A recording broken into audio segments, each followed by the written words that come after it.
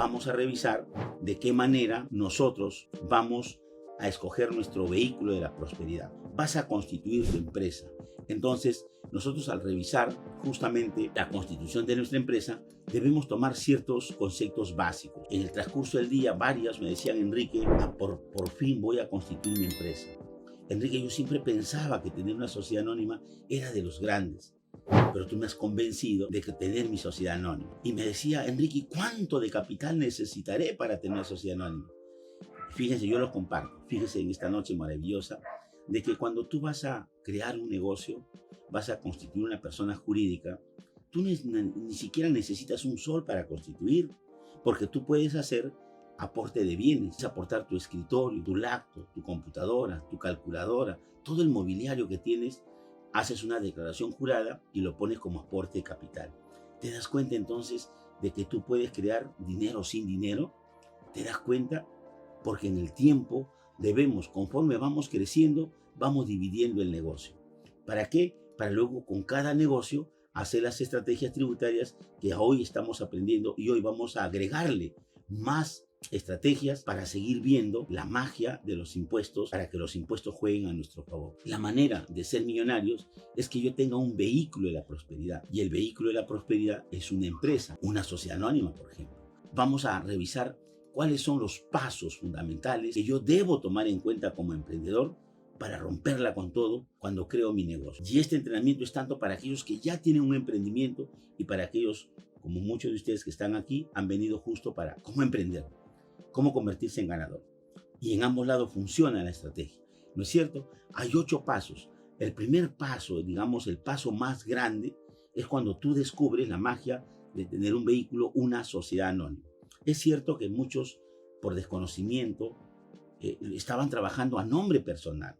Hoy te has dado cuenta que es mucho riesgo tener negocios a nombre personal. Lo más importante es que tú tengas un negocio como persona jurídica. Y lo más chévere, una sociedad anónima, como los ricos, porque tú también eres rico. Listo. Entonces el paso número 1, son 8 pasos claves, pero el paso número 1 tiene que ver con el proceso de inscripción en el Registro Único de Contribuyentes. Es decir, una vez que tú ya te constituyes, ¿no es cierto?, vas al notario, se elabora la minuta y esa minuta se convierte y se registra, aparece en registros públicos, ya tienes la partida de nacimiento de tu modelo de negocio. Y el paso siguiente para fines tributarios es registrarte en la administración tributaria, es obtener el número de RUC, el documento de identidad tributaria de tu negocio, que es el número de RUC. Ahora, en este primer paso es importante que tú tomes en cuenta que tú al crear una empresa tienes muchos beneficios, incentivos, exoneraciones, devoluciones de impuestos, pero así como tienes incentivos, devoluciones, reintegros, exoneraciones, también tienes obligaciones. Entonces, son 6 obligaciones básicas que uno tiene que tomar en cuenta. La primera es, para yo aparecer en el sistema tributario, para yo ser un sujeto de impuestos, tengo que inscribirme en los registros de la administración tributaria. Ese acto es el primer acto. Una vez que yo me registro, implica entonces que yo voy a establecer el domicilio fiscal. Implica también señalar cuál es mi actividad principal, a qué me voy a dedicar como actividad principal. Implica también señalar cuáles son mis actividades complementarias o secundarias. Todo eso voy a declarar en la ficha RUC. También en la ficha RUC va a aparecer quién va a asumir la representación legal del negocio. Porque tú puedes formar tu sociedad anónima con 2 personas, ¿no es cierto? Tú vas a tener el 99.9% y tu socio estratégico el 0.1%.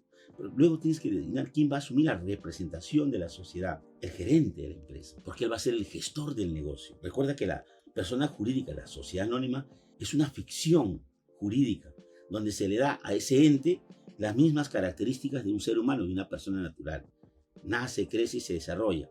El acto de constitución es el nacimiento. El acto del desarrollo de la empresa, el acto de, por ejemplo, decidir que la empresa ya no continúe, viene la disolución o de desaparecer la extinción de la empresa. Entonces todos esos procesos están regulados por la ley. Y lo más importante es entonces el primer paso. El acto de inscribirme en los registros de la SUNAT implica entonces designar el domicilio fiscal, señalar quién asume la representación legal, precisar la actividad principal y la actividad secundaria, señalar si voy a tener 1 o 2 establecimientos, porque yo puedo tener un domicilio principal y puedo tener anexos. Todo eso tienes que tener. Indudablemente, cuando tú constituyes una sociedad anónima, los que ya no pueden ser socios son los cónyuges. Aquellos que están casados no pueden porque ya existe la sociedad conyugal, ya son socios hasta que la muerte o hasta que la otra los separe.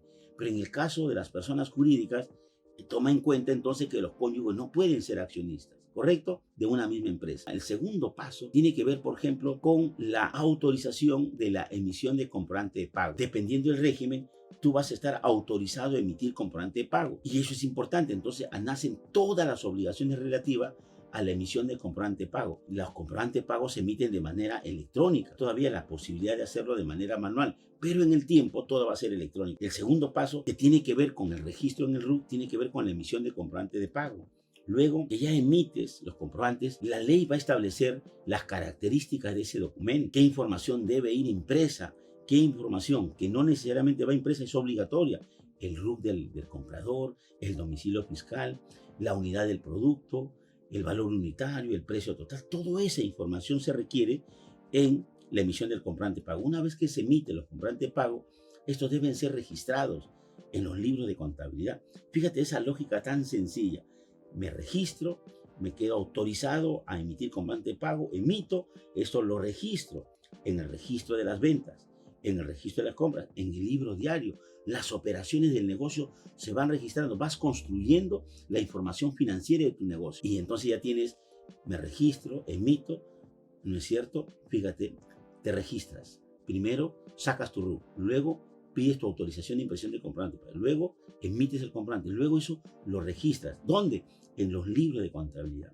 Quiere decir que aparece otra obligación importante, es que toda la información de tu negocio tiene que estar en los libros de contabilidad, en los libros de las ventas, en el libro de las compras, en el libro diario, en el libro mayor, en el libro banco. Ahí tiene que estar registradas tus operaciones. ¿Por qué? Porque eso luego te va a permitir evaluar la información financiera para que tomes buenas decisiones, porque vas a llevar un control de tu almacén, vas a saber a quién le vendes más, con qué frecuencia, vas a poder establecer vas a hacer que los números hablen para que tú tomes buenas decisiones. Pero para eso, ¿qué necesitas? Un buen estratega, un profesional, una oficina de contabilidad de impuestos, pero que tenga trayectoria, que tenga solvencia, para que te ayude a llevar tu negocio al siguiente nivel. Ahora, observa entonces que lo más importante, una vez que nosotros tenemos toda la información, el paso siguiente tiene que ver con la forma como tú registras la operación, de tal manera que eso te permite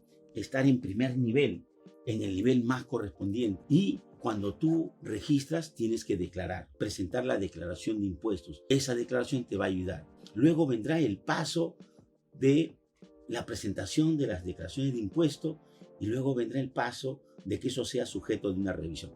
Entonces, el primer paso, debes inscribirte en el registro. ¿Eso qué implica?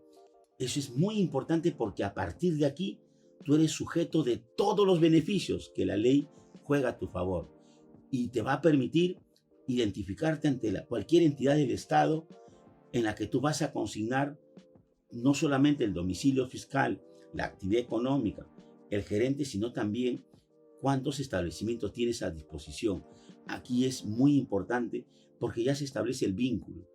Obviamente, si tú en el tiempo cambias de lugar, porque necesitas buscar un lugar estratégico para tu negocio y haces un cambio de establecimiento, tienes que comunicar el cambio del domicilio fiscal.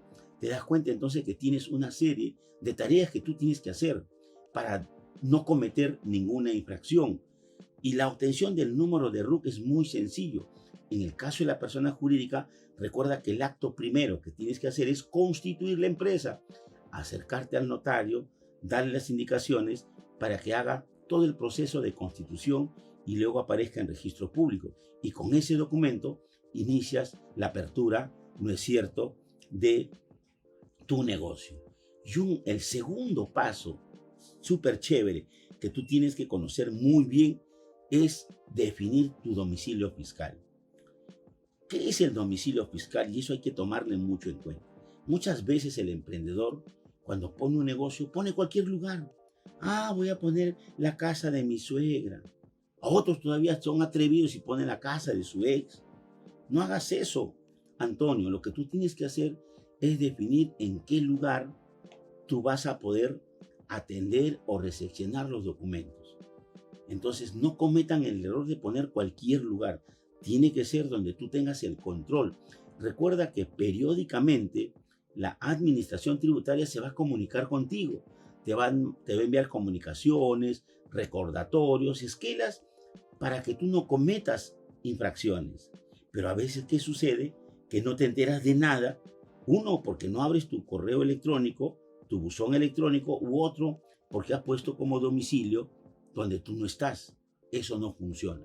Ahora, ¿qué puede pasar si, por ejemplo, un día la SUNAT te toca la puerta y no te encuentra? Va en 3 oportunidades y no te encuentra. Te va a poner, ¿sabes cómo qué? Como no ha habido, inclusive como no hallado. Entonces, ¿qué sucede cuando yo tengo ese problema? Lo que va a suceder en ese caso va a ser que la SUNAT te diga que tus impuestos ya no van a prescribir, que te lo va a poder cobrar en cualquier año en el tiempo, en 3 años, en 5, en 20 años, ya no prescribe. Por eso es sumamente importante tener un domicilio fiscal y indudablemente no necesitas tener un local propio, alquilas y se acabó. Jenny de la Cruz, alquilas un local, haces un contrato y ese es tu domicilio fiscal. ¿La tienes clara? Buenísimo. Así es como tenemos que operar. ¿Correcto? Entonces, cuando tú no estás en el domicilio, SUNAT te notifica en 3 oportunidades y no te encuentra, entonces te va a poner como no ha habido o como no hallado. Y en ese caso, ¿qué va a suceder? Ya no estás autorizado a solicitar la impresión de comprobante de pago, ya no estás autorizado a pedir fraccionamiento tributario y aún más, la SUNAT puede exigirte la cobranza coactiva de la deuda. Entonces, es muy importante el domicilio fiscal que tú vas a indicar. El tercer paso que todo emprendedor que va a crear su negocio o que ya tiene negocio y debe revisar siempre es la emisión de comprobante de pago. Este acto de emitir los comprobantes de pago va a depender de tu régimen, porque si tu negocio todavía es pequeñito, estás en el RUS, entonces solamente emites boletas de venta. Pero si das un paso más y vas a emitir, por ejemplo, un régimen especial o el general o el MIPE, ya estás autorizado a emitir todos los comprobantes de pago. Entonces el régimen te va a marcar. Pero ¿cuáles son los aspectos que debes tomar en cuenta? Que siempre debes emitir el comprobante. Yo conozco hoy, por ejemplo, hemos atendido a 4 personas que vienen del RUS, que se inscribieron, que hacen ventas, inclusive hasta por internet. Pero ¿qué sucede? No emiten la boleta de venta. Ay, profe, pero yo estoy pagando 80 soles. Sí, pues, pero no declaras.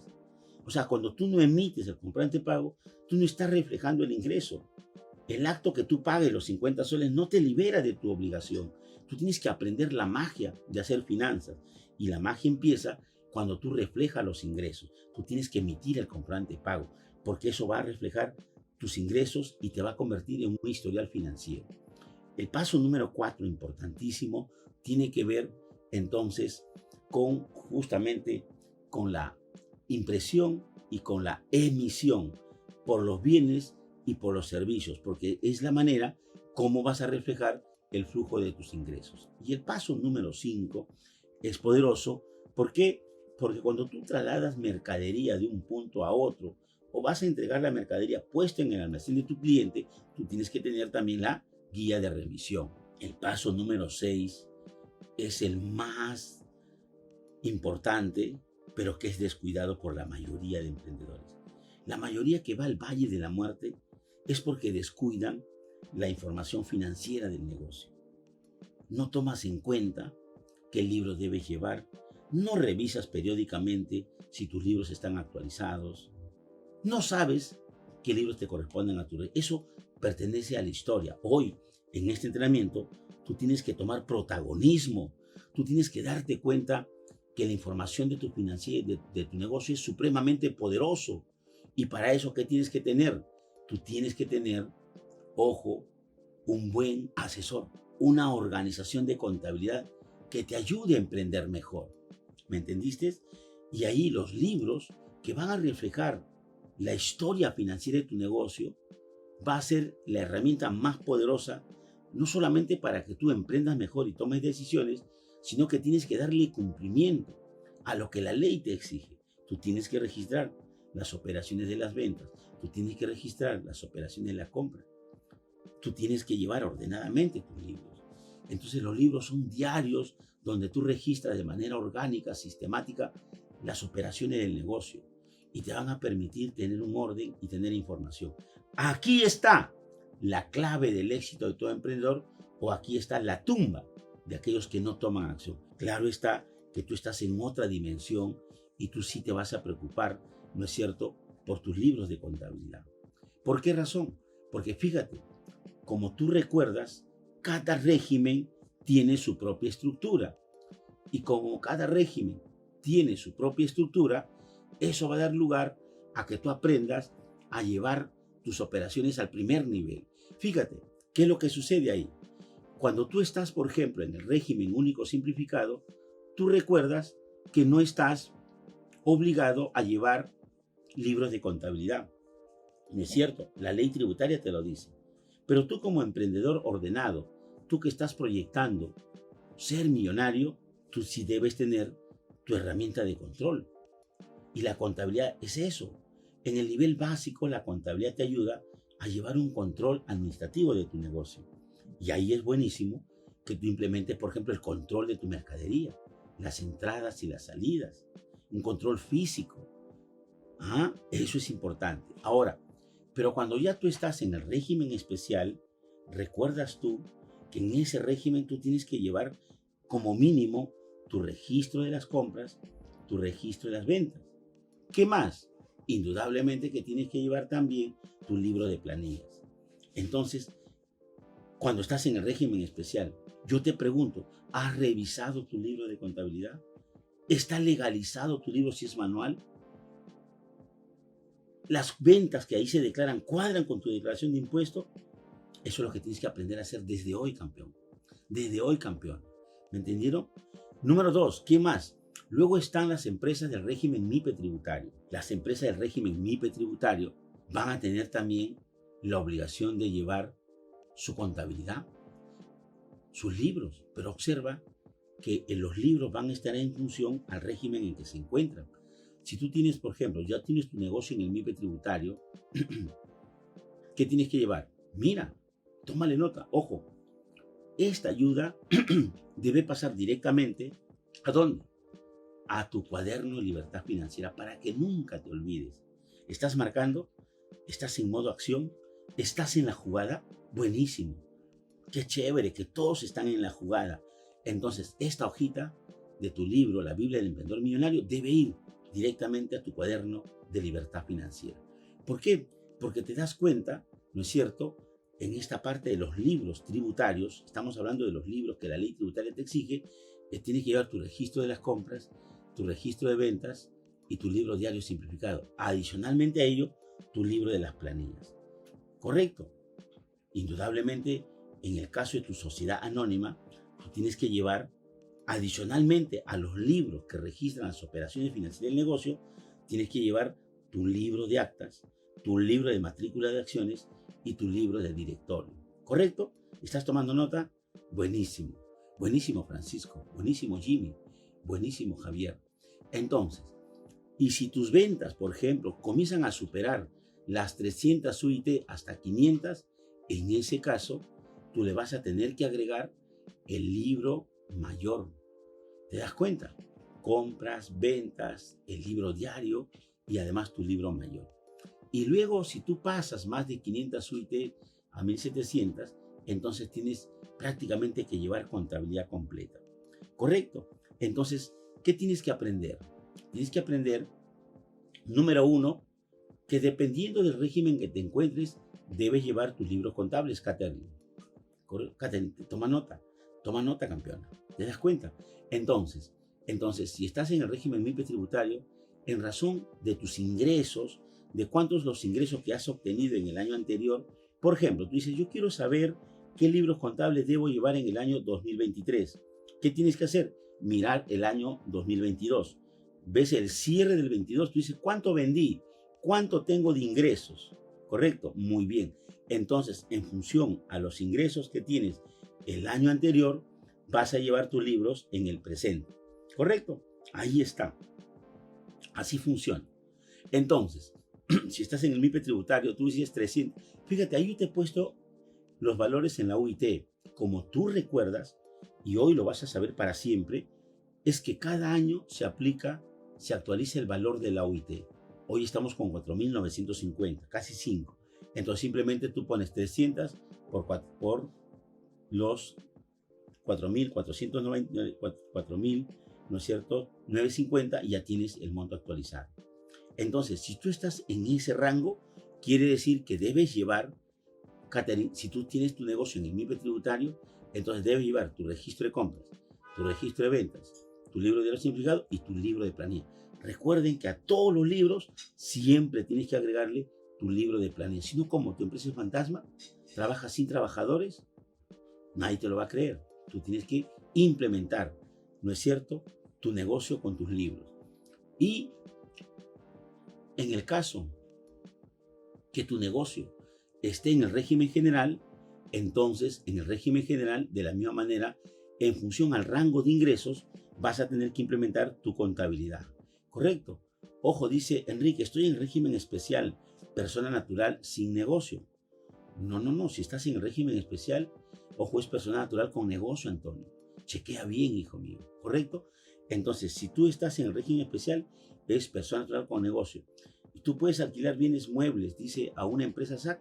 Claro, tú se lo puedes siempre y cuando esos bienes te pertenezcan o están alquilados de un tercero, tú se lo puedes alquilar y no hay ningún problema. ¿Correcto? Dice Armando, dice Enrique, una importadora, ¿qué libros contables estaría obligada a llevar? Recuerden, los libros contables que tú puedes llevar está en función a qué? A el régimen tributario en que te encuentres. Por ejemplo, Amanda, si tú estás en el régimen especial, si estás en el régimen especial, entonces sabes qué libro debes llevar. Ahí está, registro de compras, registro de ventas y tu libro de planilla. Si estás en el régimen MIPE, depende en qué régimen te encuentras. ¿Te das cuenta, Amanda? ¿Te das cuenta, Catherine? Depende en qué régimen te encuentres. Y dependiendo del régimen que te encuentres, debes llevar tu libro. Si estás en el MIPE tributario, observa que va a depender de tus ingresos. Conforme tú vayas generando tus ingresos, se va generando qué libros debes llevar. Si estás en el régimen general, de la misma manera. Si estás en el régimen general, también hay un rango de ingresos.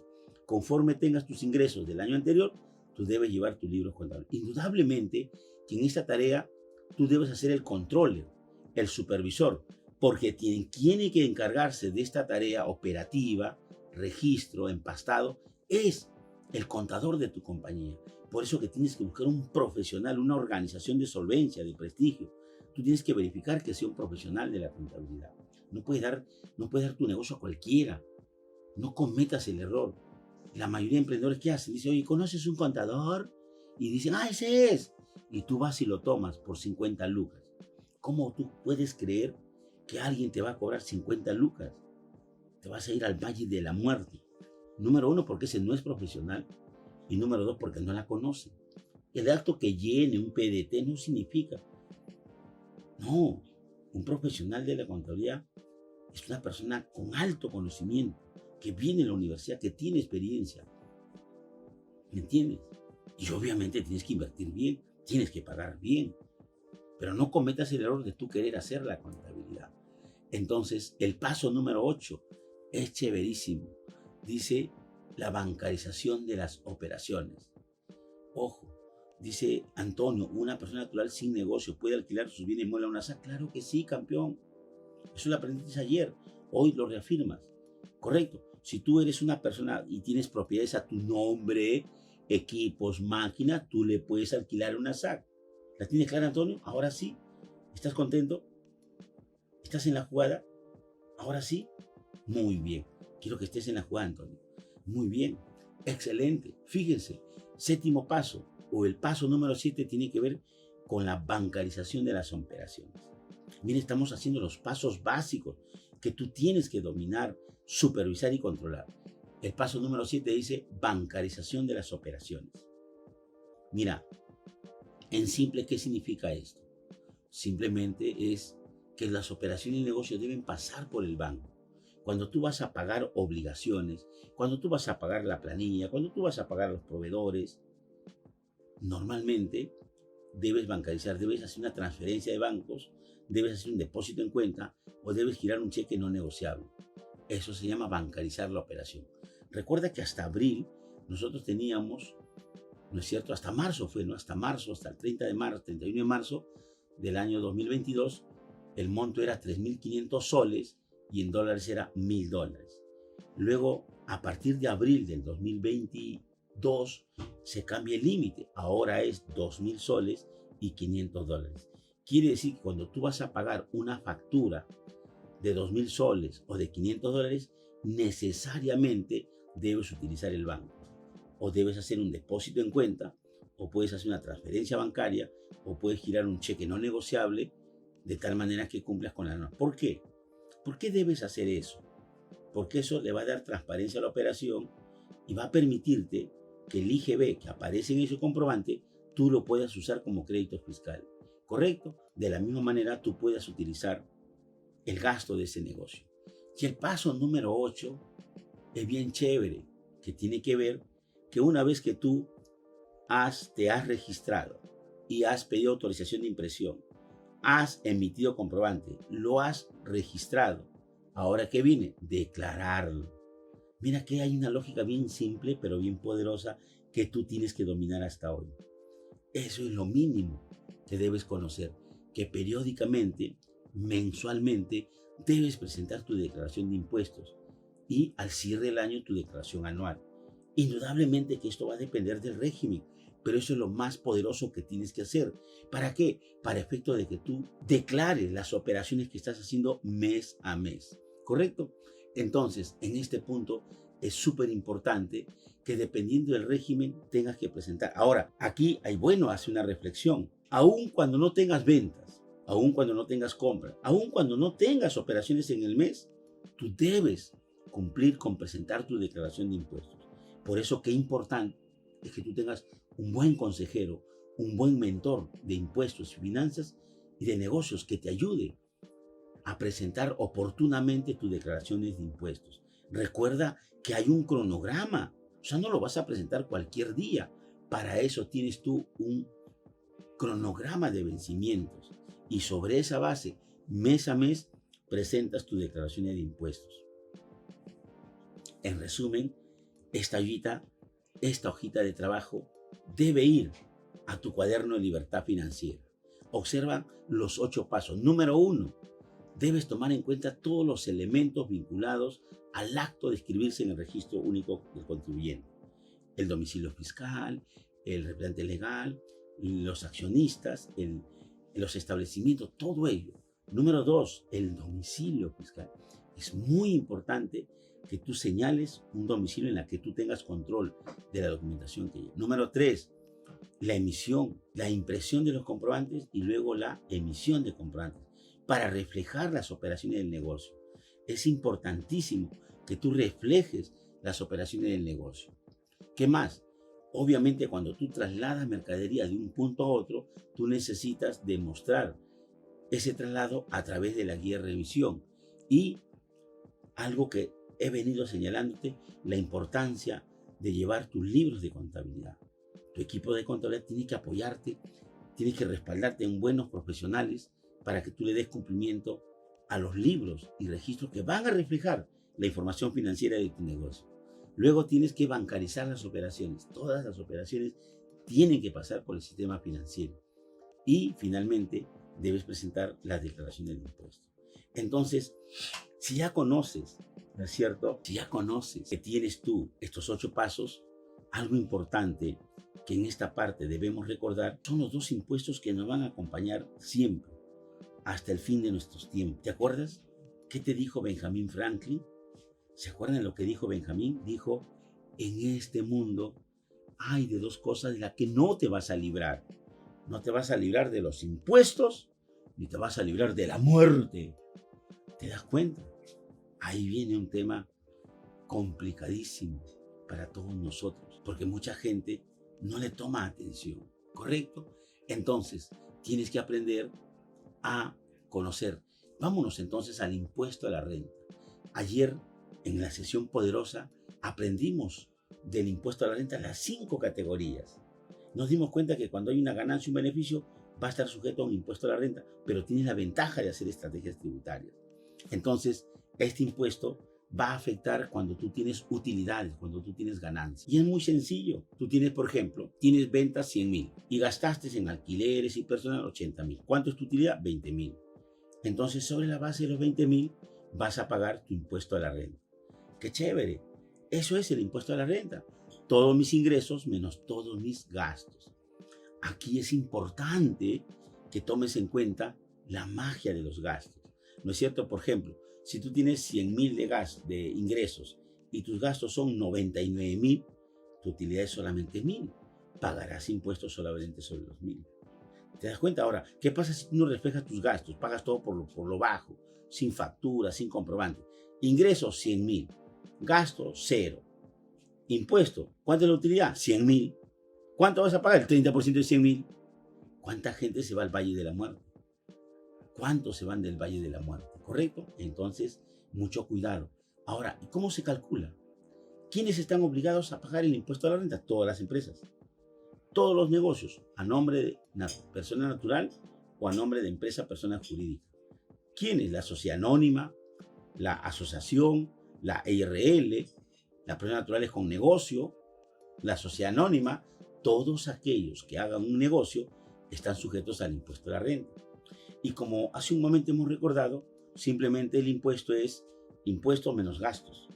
¿No es cierto? ¿Cómo lo determinas? Todos los ingresos menos todos los gastos. Y sobre esa base es la utilidad. Y ahí está cómo llegas a determinar la utilidad del ejercicio. Muy sencillo. Fíjate, lo que tú haces en la práctica, todos los meses tú haces esto. Correcto, ahí está, mira. ¿Cuánto vas a pagar? Va a depender del régimen. En el impuesto a la renta y el MIPE tributario. Por eso es importante que hoy recuerdes todo. Por ejemplo, ahí está. Tienes tu empresa que ha obtenido 100.000 de ingresos. Correcto, pero también tiene su costo de vender. El costo de lo que implicó vender ese servicio o prestar ese bien. ¿No es cierto? Entonces, ¿cuánto te da? 100.000 menos 50.000. Tienes una utilidad de 50.000. Pero ¿qué más tienes gastos? De alquileres, gasto de publicidad, depreciación. Todo ello va a jugar a tu favor. Entonces, ingresos menos todos los gastos, la diferencia, ¿cómo se llama? Utilidad. Y sobre la base de la utilidad pagarás el impuesto. Indudablemente, por ejemplo, si tu negocio está en el MIPE tributario y estás empezando, al final vas a pagar el 10% de esa utilidad, salvo que estés en el régimen general. Tu negocio está en el régimen general, la tasa es distinta, es 29.5 de esa utilidad. Entonces, la tasa va a depender en qué régimen te encuentres para establecer el impuesto. Ahora, algo importantísimo que debemos recordar en el impuesto a la renta es lo relativo a que como este impuesto se calcula al final del año, por eso se define un periodo en el cual se paga el impuesto y se llama el ejercicio gravable, que empieza el 1 de enero y termina el 31 de diciembre. Entonces, el impuesto se calcula al final del año, pero el Estado, como requiere fondos, crea un mecanismo que se llama los pagos a cuenta. ¿Cómo hace los pagos a cuenta? Muy bien, muy sencillo. Lo que hace el Estado a través de la ley es decirte, oye Nelly, ¿sabes lo que vas a hacer? Vas a pagar tus pagos a cuenta mes a mes. Un pago a cuenta viene a ser una porción del impuesto del año, pero lo que lo vas a pagar en partecitas. Por ejemplo, puedes estar pagando, en el caso del MIPE tributario, el 1% mensual. Si estuvieras en el RER o en otro régimen general, puedes pagar 1.5 mensual. Pero cada pago que hagas en el mes, al final del año, va a servir a tu favor, porque te va a permitir descontar el monto del impuesto anual. Fíjate, entonces, la tercera categoría se calcula anualmente, donde yo mido mis ingresos menos mis gastos y me da la utilidad. Pero además debo hacer pagos a cuenta mensuales, y esos pagos a cuenta mensuales se deben aplicar sobre la base del 1.5%. Entonces, ahí está la figura. Si tú tienes una venta de 10.000, le vas a aplicar el 1.5% y tienes entonces un pago a cuenta de 150. En el 4 extremo, observa, si tú tienes un impuesto a renta anual 30.300, ¿correcto? Y tú sumas todos los pagos a cuenta de todo lo que hiciste mes a mes, suman 25.000. Por lo tanto, ¿cuánto tendrías que regularizar? Tú dices, 30.000 de impuesto del año menos 25.000 me da entonces una cuota por pagar de 5.000. ¿Te das cuenta? Entonces te sirve los pagos a cuenta que tú haces mes a mes, te va a servir al final del año para que tú lo puedas descontar del impuesto anual y pagues menos impuestos. Se convierte en un crédito a tu favor. Eso va a pasarte en el impuesto a la renta, si estás en el régimen general o si estás en el régimen MIPE tributario. ¿Por qué? Porque en el régimen especial simplemente será directamente el 1.5%. ¿Correcto? Correcto. Entonces, ojo, entonces ahí estás ya calculando el monto del impuesto, Carla. Ya es el monto del impuesto. Por ejemplo, el impuesto anual te salió 30.000. Aplicaste, por ejemplo, la tasa del 10% de la utilidad y ¿cuánto te salió? 30.000. ¿Me entendiste, Carla? A la utilidad le aplicaste el 10% y te salió un impuesto anual de 30.000. Pero luego tú has ido pagando mes a mes y han sumado 25.000. Como ya sumó 25.000, entonces tú dices, impuesto anual 30.000, menos mis pagos a cuenta 25.000. ¿Cuánto debo regularizar? 5.000. Debo regularizar 5.000. Ahora, otro impuesto que acompaña a todo emprendedor es el famoso impuesto general a las ventas. Y ahí es la razón donde muchos cometen pecados por pretender dejar de pagar el IGB. ¿Por qué? Porque el impuesto a las ventas, como tú bien recuerdas, va a estar sujeto a las operaciones que uno hace mes a mes. Entonces, normalmente al precio, al valor de venta, tú le agregas el 18% y tienes entonces tú un IGB por pagar. Y te sale entonces el precio de venta. Entonces, pero tienes derecho a deducir las compras. Y ahí viene un tema que hay que tomar en cuenta. Lo primero, es bueno recordar, por ejemplo, por qué conceptos debes pagar el IGB. Número 1, por la venta en el país de bienes muebles. ¿Qué más? Número 2, por la importación de bienes. Número 3, por la prestación de servicios. Número 4, por los contratos de construcción. Número 5, por la primera venta de bienes inmuebles. Entonces, fíjense ustedes este detalle. Tú tienes todo el derecho de efectuar, en el caso del IGB, si haces alguna de estas operaciones, estás obligado a pagar el impuesto. Por lo tanto, cuando tú determinas las operaciones de venta, ¿cómo lo liquidas? Normalmente tú dices, tienes el precio, 10.000, el valor de venta, a eso le agregas el 18% y tienes 1.800. Entonces el precio de venta es 10.000 más 1.800. Y indudablemente, los que deben pagar el impuesto son todas las personas que se dediquen a vender en el Perú los bienes en cualquier etapa del ciclo de producción o distribución. Si tú eres mayorista, minorista, consumidor final, distribuidor, estás obligado a pagar el IGB. También pagan IGB los que prestan servicios en el país. Si tienes una empresa de construcción, si tienes una empresa que presta servicio de publicidad, servicio de asesoría, esas empresas deben pagar el IGB. ¿Correcto? ¿Qué más? ¿Qué más tienes en el caso, por ejemplo, de aquellos que ejecutan contratos de construcción? También tienen que pagar el IGB. Aquellos que efectúan la venta de bienes inmuebles, ojo, la venta de bienes inmuebles también deben pagar IGB. Aquellos que importen bienes afectos también deben pagar IGB. ¿Cómo se calcula? Como has visto hace un momento, es muy sencillo. A la venta del mes le deduces el IGB de las compras y la diferencia es el IGB por pagar. Vamos a verlo ahí. Vamos a ver, ahí está, mira. Mira, por ejemplo, observa ese cuadrito. Este cuadrito debe ir a tu cuaderno de libertad financiera. En la venta, tú tienes 15.000, el 18% es 2.700. Esta empresa que se dedica a la línea blanca, equipos, accesorios, televisores, refrigeradoras, es como Iraoka, tiene equipos que comercializa. Entonces, pero también compra. Porque para yo tener bienes para vender es porque yo compré previamente. Esa es la lógica. Ay, no, nadie me da factura por la compra. Entonces, ¿cómo declaras la venta? Tú necesitas trabajar en forma armónica. Observa. Entonces tú compras televisores de 10.000, el IGB 1.800. Ahora, cuando al cierre del mes vas a hacer la liquidación de impuestos, ¿qué cosa vas a hacer? Vas a compensar el IGB de las ventas con el IGB de las compras. Mira, observa, jalo de arriba del registro de ventas, el IGB por pagar era 2.700. Y de las compras voy a identificar lo que se va a convertir en un crédito a mi favor. Cuando yo compré el televisor, yo pagué 1.800 en mi factura. Entonces tengo derecho a usarlo como un crédito fiscal. ¿Correcto? Ahí está. ¿Y cuánto le pago a la SUNAT? La diferencia, 2.700 menos 1.800. Regularizo entonces 900. Dice Enrique, yo tengo una agencia de viajes que paga IGB, pero el detalle es que cuando pagan con tarjeta, ¿cómo hacer con eso sin llegar al tubo? ¿Al tubo? El de tubo y no el de sin llegar al de tubo pagado menos un porcentaje, el efectivo llega menos este porcentaje. Si el porcentaje corresponde a las operaciones del negocio, eso tú lo vas a registrar en tu contabilidad. Va a reflejarse todos los costos y gastos que están vinculados a tu negocio, inclusive esta especie de comisión que tienes que pagar. Como ustedes se dan cuenta, fíjense, tú dices IGB de ventas 2.700, IGB de compras 1.800. Entonces tienes un IGB por ver la diferencia, 900. Ahora, mucha gente que ha pasado, SUNAT se ha dado cuenta que comienzan a comprar facturas, suben el IGB de la venta, un día le ponen ahí 2.500. Entonces, ¿cuánto pagarían?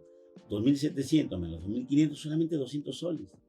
Ahí viene la razón por cual miles entran a un delito, que es comprar facturas. Yo sé que tú no compras factura, pero tengo que hacerte recordar que eso es delito, que aparezca en tu contabilidad operaciones que nunca se han realizado. Pero en este caso, tú observas que el IGB de ventas es 2.700, el IGB de compras 1.800 y tengo que pagarle a la SUNAT en este momento 900. ¿Qué ha estado sucediendo? Que mucha gente compra facturas para incrementar el crédito fiscal y no pagar el IGB. Y entonces eso es lo que genera el problema cuando no emiten, cuando no declaran correctamente o cuando compran factura. Ante eso, la ley, ¿qué cosa ha creado? La ley ha creado 3 maneras de cobrar el IGB en forma anticipada. Tú lo conoces, la detracción, la percepción, ¿no es cierto? Y la retención. Tenemos la detracción, la percepción y la retención del IGB. No es más impuestos, es simplemente de ese impuesto por pagar, quedarte con una parte para que luego lo utilices en tus impuestos. A eso se refiere cuando la ley habla cómo lograr que la gente pague el IGB. Y ahí crea lo que llamamos el sistema de detracción, el sistema de retención y el sistema de percepción. Son en la práctica 3 sistemas, 3 maneras de que el Estado busca cómo cobrar el impuesto antes que le tiren cabeza. Y entonces forma esos 3 que le van a permitir recuperar en tiempo real el IGB. Y está también el tema de retenciones. Entonces se dan cuenta que tenemos 3, el sistema de detracción, el sistema de retención y el sistema de percepción. En cualquiera de los 3 casos, ese IGB normalmente te sirve como un crédito fiscal. Y eso es muy importante, muy poderoso. ¿Qué aspectos debemos recordar de estos pequeños regímenes? Fíjense que la ley tributaria, cuando tú estás en la etapa inicial de emprender, va a establecer mecanismos sencillos para que tú escojas la mejor manera. ¿Correcto? Entonces eso te va a permitir a que tú recuperes, a que tú puedas escoger el mejor régimen tributario. Por ejemplo, Nelly dice, ay Enrique, repito mi pregunta, si yo vendo inmuebles, no tiene IGB, pero muchas de mis compras sí lo tendrán, ¿puedo pedir devolución? No. El IGB lo vas a aplicar con tus operaciones del mes, campeón. ¿Correcto? Solamente con las operaciones del mes. Si tú fueras una empresa de exportación, vas a tener derecho a que te devuelva. Si no, simplemente se aplica con las operaciones que tienes. ¿Correcto? Y vamos ahí a remarcarlo ahora a través de lo que vamos a recordar en estos 2 regímenes. Fíjense, aquí ¿qué tenemos nosotros? Por ejemplo, en el régimen especial, es un régimen bastante sencillo. Normalmente, cuando tú tienes operaciones donde no tienes la oportunidad que te den comprobantes por tus compras o gastos, tú puedes escoger este régimen. Puedes acogerte a este régimen en cualquier mes del año, a este régimen tributario. Y tiene la ventaja recuerda tú que cuáles son las reglas de juego para estar en el régimen especial. Tú recuerda que es muy sencillo, porque aplica tanto para pequeños negocios, personas naturales y personas jurídicas. ¿Te acuerdas? ¿Qué más te permite este régimen sencillo? Te permite, por ejemplo, que tus ventas, tus ingresos al año no pasen más allá de $500,000, los famosos 525,000. Pero algo importante que además debes tomar en cuenta cuando tú vas a tener este pequeño negocio es que los activos fijos, los equipos, las maquinarias que tú requieras para este negocio no debe pasar más allá de 126,000 soles. Fíjate que esas son reglas de juego que establece la ley para que tú lo domines y no cometas infracciones. ¿Qué más tienes que recordar? Que en este régimen tu equipo de colaboradores no puede ser más de 10 trabajadores. Entonces son las reglas básicas que debes tomar en cuenta. Pero algo importante que debes considerar en este llamado régimen especial del impuesto a la renta es lo siguiente, es que hay algunas actividades empresariales que en este régimen han sido prohibidas. Por ejemplo, número uno, aquellos que realicen contrato de construcción. Son actividades que no pueden estar en este régimen. Por ejemplo, ¿quiénes no pueden estar? Las empresas que presten servicio de transporte de carga, de mercaderías. Ellas no pueden estar ahí. La ley expresamente los ha excluido. ¿Quiénes tampoco pueden estar? Los negocios que prestan servicio de notario, servicio de contabilidad, servicio de auditoría, servicio de asesoría. Ojo, servicio de asesoría en impuestos. Tampoco pueden estar los comisionistas. Si tú te dedicas al negocio de comercio, de comisión, tú no puedes estar en este régimen. Tampoco pueden estar los intermediarios de seguro. Tampoco pueden estar las actividades jurídicas, los negocios que presten este servicio. O sea, tú debes considerar que cuando conoces la regla de juego, también tienes que identificar qué tipo de actividades no corresponden a este régimen. Fíjense qué importante es recordar estos regímenes pequeños que nos van a ayudar a fortalecer nuestro emprendimiento. Y el cálculo de cómo se paga este impuesto es muy sencillo. Simplemente al ingreso que obtienes en el mes le aplicas el 1.5. Eso es todo lo que pagas en lo que se refiere al impuesto a la renta, mes a mes. Recuerda que en este régimen no estás obligado a llevar contabilidad completa, no estás obligado, por ejemplo, a presentar declaraciones anuales. No lo estás. Entonces la ley te permite, te da ciertas, digamos, facilidades con la finalidad de que tú no cometas infracciones y menos seas sujeto de sanción. Pero hay que tomar en cuenta las reglas del juego. Por ejemplo, si esta empresa vende 10,000, ¿cuánto va a pagar? El 1.5, 150 soles. Y de esa manera va mes a mes a hacer sus pagos de manera definitiva. Ahora, recuerda que en este régimen no hay declaración anual, pero lo importante en este régimen es la información financiera. Y la información financiera tiene que ver con tus libros. Entonces, tu negocio, puede llevarlo de manera electrónica o de manera tradicional, tiene que tener su registro de ventas, su registro de las compras y su libro de planillas. En todos los casos. Y eso hace que tú evites que seas sujeto de sanción. Ahí está, en el caso del RUS. Ahí tenemos en el caso del RUS. El RUS es un régimen más pequeño todavía. Es para actividades de consumo final y donde vas a pagar una cuota fija. Recuerda que para estar en este régimen, ¿qué debes recordar? Que las ventas y las compras no pueden pasar más allá de 8,000. El gran error que sucede muchas veces en este modelo de negocios es que solamente se controla la venta y no controlas la compra. Un día hay una oferta en el metro, hay una oferta en Plaza Vea y te vas a la oferta y compras 20,000. Compras 20,000. Ya te pasaste, porque la ley te dijo no más de 8, porque este régimen es pequeñito. Eso hay que tener cuidado. No debes pasarte de 8 ni en la venta ni en la compra. Ojo, y tus activos, tus equipos y maquinarias no pueden ser más de 70,000. Oye, Enrique, yo tengo una máquina que vale 150,000 y estoy en el RUS. No procede. Porque fíjate, tus activos, tus equipos y maquinarias no pueden ser más de 70,000. Son reglas de juego básicas, que ya tú las conoces, pero es necesario recordarlas. Entonces, la ley también te va a señalar que tú puedes acogerte a lo largo del año en cualquier mes, pero cuando vas a cambiar de régimen, solamente lo puedes hacer en el mes de enero, al 1 de enero. Normalmente, tú en este régimen, llamado también el régimen único simplificado, el régimen en este caso del RUS, tú vas a tener un proceso de acogimiento en cualquier mes del año, y lo más importante es que hay dos categorías.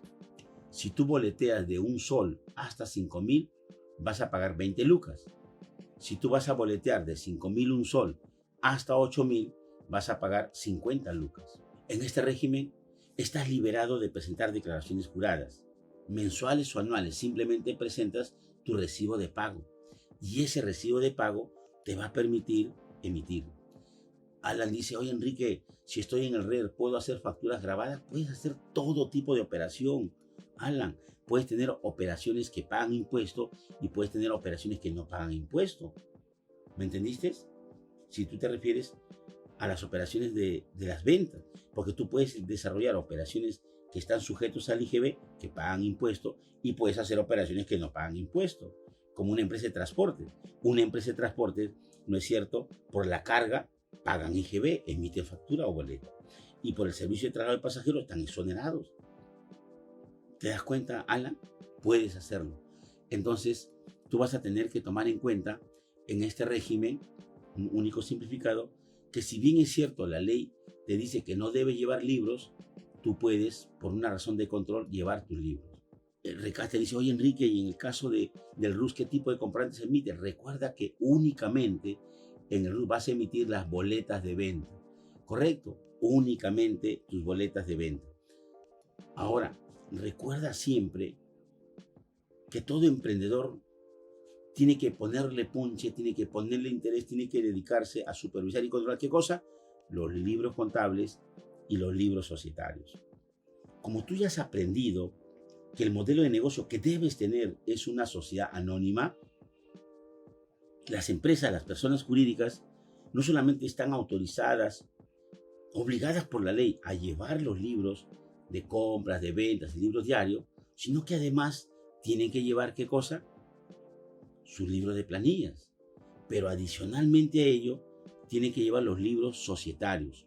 ¿Cuáles son esos libros societarios? El libro de actas, el libro de matrícula de acciones y el libro de directorio. Son 3 libros adicionales que debe llevar toda sociedad anónima. El libro de actas es muy importante, inclusive en una IRL, porque en ese libro tú vas a poder registrar las operaciones más relevantes, las decisiones de negocio. ¿Qué son los libros? ¿Cómo es un registro de compras? Te doy el modelo, te explico cómo es un registro de ventas. Ese no es tu chamba, ¿no es cierto? Para eso tienes un profesional que te ayuda a llevar tu negocio. Lo que tú debes saber, sí, es el contenido, de qué se trata, por qué se lleva, y por esa razón yo te he dejado esta información poderosa para que tú des un salto de primer nivel. ¿Correcto? Tu libro mayor, tu libro de inventarios y balances, tus libros que te permitan darle un salto. Pero acá nos conviene, por ejemplo, ir directamente, ¿cómo hacer mi escudo fiscal? ¿Cómo hacer mi escudo fiscal? Ahí tienes que tomar en cuenta todos los elementos que te permitan ahora, a nivel de negocios, de qué manera construir mi protección. Indudablemente que eso pasa por una pregunta clave: ¿cómo escoger el mejor régimen tributario? Y eso nos hace acordar, por ejemplo, que tú, en este resumen que hemos hecho, porque nos acordamos que lo vimos en el taller de oportunidades, ahí aprendimos, pero hoy lo estamos, ¿no es cierto?, reforzando, porque es necesario tener la visión completa. Entonces, para que tú construyas el escudo fiscal de tu negocio, la pregunta está: ¿cuál es el mejor régimen tributario? Y para que tú escojas el mejor régimen tributario, el juego de los impuestos te da 4 maneras de hacer dinero. Tú aquí tienes 4 maneras de hacer billete. Hace un momento acabamos de respaldar de qué manera yo tengo que tener. ¿Correcto? Fíjate, Jimmy dice, yo pago al banco por inmueble aproximadamente 4.000, 40.000 y en planilla 10.000. Pensaba que mes a mes debo tener una diferencia entre compras y ventas del mínimo de 50.000 y los impuestos me vienen altos. Un comentario sobre esto, por favor. Muy sencillo, campeón. Tus impuestos vas a pagar de acuerdo a tu realidad. Cada negocio va a definir. Por ejemplo, si tú tienes un negocio de ferretería, las ventas van a estar en función a las ventas que tú haces de los productos, de ese modelo de negocio. Y vas a deducir cómo compra qué cosa. Vas a deducir cómo compra todo aquello que tú requieras para tu negocio. ¿Y cómo vas a liquidar el IGB? El IGB de la venta menos el IGB de la compra. Si es de madera, si es un negocio portuario, si es un hotel, si es una empresa de comercio, sea cualquiera, todos tienen la misma metodología. ¿Dónde está el secreto? Que tú tienes que reflejar tus operaciones reales. Pero sucede que de repente tú compras sin factura. O compras con boletas, con notas de contabilidad. Eso no te sirve para nada. Lo que tú tienes que aprender es a reflejar tus operaciones. Y entonces todos los gastos de tu negocio, sea cual fuera el modelo de negocio, o de madera, o de servicios, todos tienen la misma estructura. Siempre va a ser las operaciones de las ventas menos las operaciones de las compras. Y sobre esa base vas a determinar el impuesto por pagar. ¿Correcto? No vas a pagar más ni menos. Lo que vas a aprender ahora, y estás en este tema, es aprender estrategias de cómo pagar menos impuestos, ganar más dinero dentro de la ley. Y para eso, ¿qué tienes que aprender? ¿Qué tienes que recordar? Tienes que recordar que tú tienes 4 maneras de hacer negocios, 4 maneras de fabricar billetes, 4. Una en el RUS, otra en el RER, otra en el MIP, otra en el general. Pero para ello, ¿qué tienes que conocer? La regla de juego, lo que acabamos de repasar. Pero nos dimos cuenta entonces que cuando yo conozco las reglas de juego de cada uno de ellos, pues entonces hago la estrategia. Si yo decido que mi negocio va al MIPE tributario, entonces aplico las estrategias del MIPE tributario. Y en ese orden. Hace un momento, ¿no es cierto?, estábamos recordando cómo yo voy a utilizar el régimen único simplificado. Hemos visto que ese modelo de negocio, es decir, este régimen aplica modelo de negocio de consumo final. Una pequeña bodega, un restaurante, una botica o farmacia, ¿no es cierto? Normalmente porque las ventas están en una etapa originaria que no pasan los 8.000. Mucho tiene que ver el monto de los ingresos que tú declares. Entonces, aquí hay reglas de juego que ya tú conoces, ¿no es cierto? Hoy lo hemos repasado de nuevo. Este régimen solamente aplica para pequeños negocios personas naturales y solamente una regla de juego importante es que solamente emites boletas de venta. Indudablemente que la ley te libera, te simplifica la vida porque no llevas libros, no presentas declaraciones de impuestos, simplemente pagas mes a mes una cuota fija. Por eso, esta pequeña forma, esta manera de hacer billete que se llama el régimen único simplificado, en algún momento vas a tener que dar un salto. ¿A dónde? Vas a dar un salto al régimen especial del impuesto a la renta. En ese régimen, como tú has aprendido hoy, tiene sus ventajas, ¿no es cierto?, importantes, como por ejemplo el de que solamente pagues el 1.5% sobre la base de los ingresos y que tus ventas lleguen hasta más de 525.000. ¿Qué más te aplica en este régimen? Tiene como ventaja, por ejemplo, que llevas para efectos de impuestos el registro de compras y el registro de ventas. Para la parte laboral, libro de planillas. Y solamente presentas una declaración mensual de impuestos, nada más. Y no estás obligado a presentar declaraciones anuales. Entonces la ley también te simplifica la vida. Pero donde tú has tenido que tomar mucho en cuenta, y tú lo recuerdas hoy mejor que nunca, es que en este régimen hay actividades prohibidas. Correcto, hay actividades prohibidas. Y eso hace que esas actividades prohibidas no correspondan, como por ejemplo los contratos de construcción, los servicios de transporte de carga, transporte de pasajeros. Fíjate, no pueden estar los comisionistas mercantiles. O sea, te das cuenta de qué manera tú vas a tener que identificar qué actividades no aplica para este régimen, como por ejemplo está también los bienes raíces, la venta de bienes inmuebles. Fíjate qué importante es tomar en cuenta aquellos bienes o servicios que no corresponden a cada régimen, como en este caso. Y ahí va tu escudo fiscal. Te vas a blindar conociendo la regla de juego de cada régimen, de tal manera que no tengas ningún inconveniente en el tiempo. Y cuando tú das el salto al MIPE tributario, ahora recuerda que yo te he recomendado que este es el régimen a partir del cual vas a fabricar más billetes. ¿Por qué? Porque a partir de este régimen tú puedes deducir todos los gastos de tu negocio. Recuerda que en los regímenes anteriores, en los regímenes del RUS y REN, no puedes deducir gastos. La ley no te lo permite, solamente te cobra sobre la base de los ingresos, ¿te acuerdas? En cambio, a partir de este régimen, tú tienes que trabajar el tema de los costos y gastos del negocio. Recuerda que el MIPE tributario aplica para cualquier actividad empresarial. No tienes ninguna restricción. Tú puedes emitir todo tipo de comprobante de pago, como tú recuerdas. Y tus ingresos, hasta 7,5 millones, casi 8 ahora con la UIT variable. Y vas a pagar inicialmente el 1% de tus pagos mensuales. Pero ¿qué tienes que tomar en cuenta en este régimen? Número 1, una regla de juego importante es la obligación de llevar libros de contabilidad. Tu registro de ventas, tu registro de compras, tu diario simplificado y tu libro de planillas. ¿Te das cuenta? Entonces tú tienes aquí, indudablemente, que efectuar, como este es un impuesto anual, el impuesto se determina al final del año. Como el impuesto se determina al final del año, ¿qué significa? Que durante el año tienes que hacer pagos a cuenta. ¿Y por qué se llaman pagos a cuenta, Jimmy? Se llaman pagos a cuenta de la obligación futura. Entonces la ley prevé que cuando tú cierres el 2023 vas a tener un impuesto que pagar. Entonces, ¿qué hace la ley? Te dice bien clarito, oye, me vas a pagar pagos a cuenta mensuales. Y para establecer los pagos a cuenta mensuales va a establecer 2 sistemas. Uno sobre la base de tus ingresos mensuales, el 1.5, por ejemplo. Así mes a mes, el 1.5%. ¿Te das cuenta? Ese será un pago a cuenta. En otros casos, si no tienes, por ejemplo, mayor información que te dice la ley, entonces determina un coeficiente. Pero en cualquiera de los casos, esos pagos son a cuenta de una obligación futura. Entonces, Jimmy, ¿qué pasaría, por ejemplo, si tu negocio está proyectado que cierre en rojo? Uno, porque en el mercado, tú estás, por ejemplo, tu negocio está en el Cusco y es una agencia de viajes que está en el MIPE tributario. Indudablemente que los paros, las marchas, los conflictos sociales van a afectar tu negocio. Va a bajar y vas a tener pérdida. Si tú cierras el año y tienes pérdida, entonces tienes derecho a suspender los pagos a cuenta.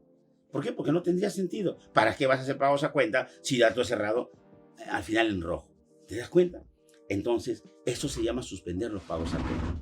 ¿Correcto? ¿Cómo se aplica? Siempre y cuando tú demuestres. Para ahí es importante la contabilidad, la información financiera. Tú tienes que presentar, demostrar en tus balances, en tus estados financieros que tienes pérdida para que suspenda los pagos a cuenta. ¿La tiene clara, Jimmy? ¿La agarraste si estás ahí? Eso es lo que tienes que hacer. Por eso necesitas trabajar de la mano con el profesional de primer nivel que te ayude a llevar. Y ahí está el MIPE tributario. Entonces, las ventajas que da este régimen es poderoso. ¿Por qué? Porque puedes aplicar cualquier actividad empresarial, vas a tributar de acuerdo a tus ganancias y vas a emitir todo tipo de comprobante de pago. ¿Correcto? Y cuando ya tú llegas a las ligas mayores, es el régimen general. Y aquí, como en el caso anterior, tiene la gran ventaja de aplicar los gastos. En este régimen es importantísimo. ¿Sabes por qué? Mira, y te lo he puesto como un texto bien chévere, porque eso te permite empezar a ver el billete. Porque tanto en el MIPE tributario como en este régimen, tú tienes derecho a aplicar la magia de los gastos. Tienes derecho, número 1, la magia. Número 2, a suspender los pagos a cuenta. O sea, si tú demuestras que cierras el año y no vas a tener impuesto, tú tienes derecho de suspender los pagos y no pagar nada. Pero tienes que demostrarlo con información, con los libros y registro de contabilidad. Mira, la ventaja de este régimen es que puedes desarrollar tu negocio en cualquier actividad, sin límite de ingresos. Y aún más, si tu negocio cierra el año y tiene pérdida, esas pérdidas las puedes descontar en las utilidades futuras para que pagues menos impuestos y ganes más dinero. Eso es algo poderoso. ¿Dónde se puede hacer esto?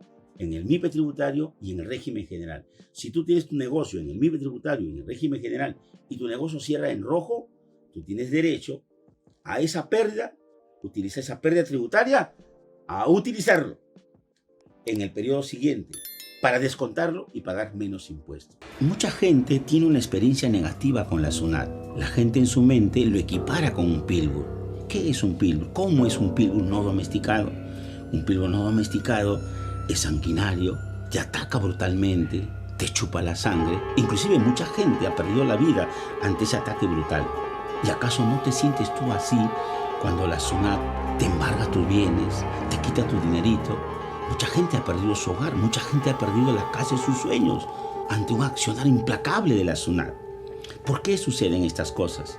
Por falta de conocimiento, por falta de información, porque nadie te enseñó.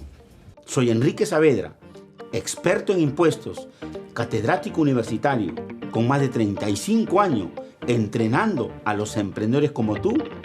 Déjame decirte que ese escenario de terror tiene solución. Tú tienes que aprender las reglas de juego de cómo funcionan los impuestos, cómo funcionan las finanzas, cómo debes llevar la contabilidad de tu negocio. Voy a compartir contigo las mejores estrategias tributarias. Te voy a enseñar los secretos ocultos, lo que nadie ha compartido contigo. Indudablemente que transmitirte todo ese poder, todo ese supremo valor en menos de un minuto es imposible. Permíteme compartir contigo en 3 horas de entrenamiento totalmente gratuito, en la que voy a enseñarte pasito a pasito de qué manera tú vas a aprender a preparar tu escudo fiscal y le ganes a la SUNAT. Aprendas a proteger tu patrimonio personal, tus negocios, tus finanzas, tus cuentas y mercaderías, y nunca más la SUNAT te quite un céntimo. Yo te invito a un poderosísimo taller de entrenamiento totalmente gratuito, en la que voy a compartir contigo lo mejor de lo mejor. Indudablemente, las vacantes son limitadas. Permíteme anunciarte que en este momento arrebata tu oportunidad.